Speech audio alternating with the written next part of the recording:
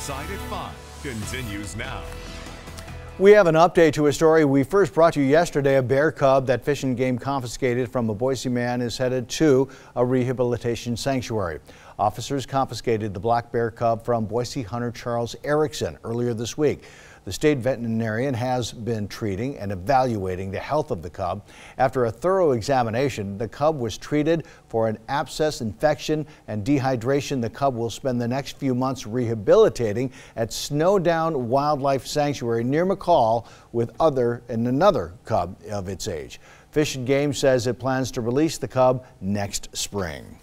Archaeologists who have been digging in central Idaho say their research is literally changing history books.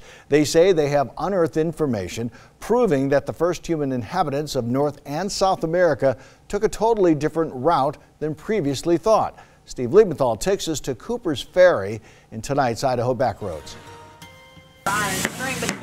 In the middle of Idaho, at a site just down the Salmon River from Riggins, archaeologists have been busy digging up history at a place familiar to Nez Perce tribal elders. They've always referred to the site as an ancient village. We just didn't know how ancient it was.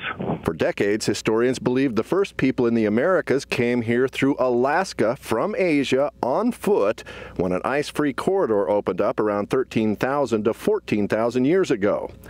But researchers digging at Cooper's Ferry, Idaho, may just be turning history upside down.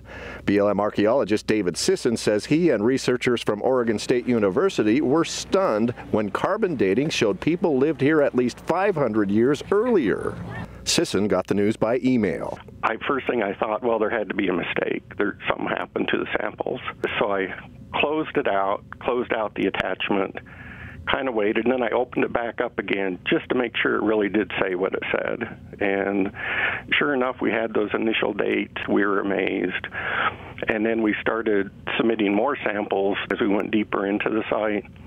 And those samples started coming back at 15,000 and 15,500. At the bottom of the dig, there was no material suitable for carbon dating, so researchers employed the help of scientists from Oxford University, who used a statistical program that projected people lived in central Idaho 16,000 years ago, some 2,000 years earlier than previously thought.